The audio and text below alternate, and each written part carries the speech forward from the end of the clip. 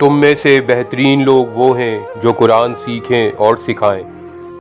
अल्हम्दुलिल्लाह, हमेशा की तरह मैं आज भी किसी और टॉपिक पर वीडियो बनाने वाला था, लेकिन कुरान पाक की इतनी दो पावरफुल आयतें मेरे सामने आईं कि इस लम्हे इन आयतों ने और इसके मानों ने मुझ पर जो असर किया, मैं अल्लाह पाक का शुक्रगुजार हूँ कि मैं अब इन दो आयतों पर वीडियो बना रहा हूँ।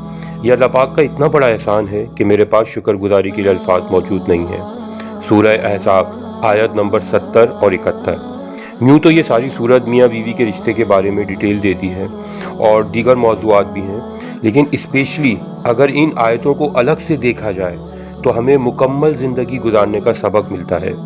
मैं यहाँ ये बताता चलूँ कि ये आयतें निकाह के वक्त जो खुतबा दिया जाता है इसका भी हिस्सा है। इनका तर्जुमा कुछ यूँ है: ए ईमान वालों, अल्लाह से डरो और सीधी बात करो, वो तुम्हारे कामों को संवार देगा और तुम्हारे गुनाह बख्श देगा, और जिसने अल्लाह और उसके रसूल की इताअत की वो तो कामयाब ही हो गया। अपने कामों को संवारने के लिए और गुनाह बख्शवाने के लिए ये दो चीज़ें इन आयतों में बताई गई हैं, वो है अल्लाह का डर और सीधी बात करना। हम अपने अपने मुआशरे को ही ले लेते हैं। आप बताएं, क्या हम लोगों में अल्लाह का डर मौजूद है और क्या हम सीधी बात करते हैं? थोड़ी डिटेल में इन दोनों बातों को समझने की कोशिश करते हैं। कुरान में जा बजा अल्लाह से डरने का कहा जाता है। हकीकत में ये डर दो तरह का होता है, एक तो अल्लाह के अजाब से डरना और एक इस बात से डरना कि कहीं अल्लाह हमसे नाराज़ ना हो जाए। अल्लाह की मोहब्बत में एक वक्त ऐसा भी आता है कि इंसान को बस इस बात की फिक्र होती है कि मेरे किसी भी काम से मेरा मालिक नाराज़ ना हो जाए। हर कदम फूक फूक कर रखता है। औलाद, बीवी, ख़ानदान, माल, सबकी मोहब्बत से अल्लाह की मोहब्बत बढ़ जाती है और अल्लाह के रूठ जाने से डर लगने लगता है। कोई गुनाह सरजद हो जाए तो दिल सबसे पहले अपने महबूब की नाराज़गी का सोचकर ही शर्मिंदगी के गहराइयों में उतर जाता है। यही वो डर है जो इस आयत में बयान किया गया है। हम जानते हैं एक कामयाब आदमी वो है जो हुकूकुल अल्लाह और हुकूकुल इबाद दोनों को एहसन तरीके से अदा करे। अल्लाह के डर से हुकूक अल्लाह का इंतज़ाम हो जाता है और सीधी बात करने से हुकूकुल इबाद एहसन तरीके से अदा हो जाते हैं। सदीद के मतलब होते हैं ऐसी बात करना जिससे मसले हल हो जाएं।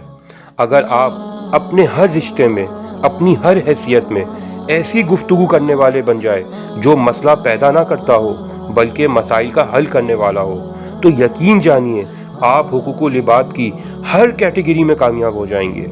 एक शौहर के रूप में, एक बीवी के रूप में, एक बाप, एक बेटे के रूप में, एक एम्प्लॉयर या एम्प्लॉई के रूप में, गर्ज के ज़िंदगी के हर शोबे में, हर मकाम पर आपके मुंह से अगर कौलन सदीद या मसले हल करने वाली बात निकलना शुरू हो जाए तो सोचिए आप कितनी आसानियां फैलाने वाले इंसान बन जाएंगे।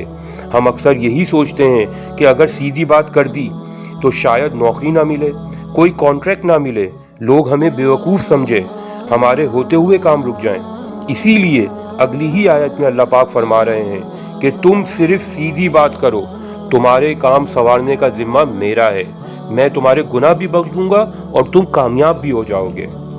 हमारे माशरे में ना ही अल्लाह का डर मौजूद है और ना ही कोई सीधी और सच्ची बात करता है। फिर हम सोचते हैं कि हमारे काम बनते क्यों नहीं हैं। हम अल्लाह के बताए हुए उसूलों पर चल ही नहीं रहे और जो चलने की कोशिश कर रहा होता है उसे हम बेवकूफ़ समझते हैं। हकीकत में बेवकूफ़ हम खुद बन रहे होते हैं। कुरान का बताया हुआ हर उसूल एक सच्ची हकीकत है जो नेक रूहें ही जानती हैं। अल्लाह पाक हमें अपना डर नसीब फरमाए, हमें मसले का हल करने वाला बनाए, सीधी और सच्ची बात करने वाला बनाए। आमीन।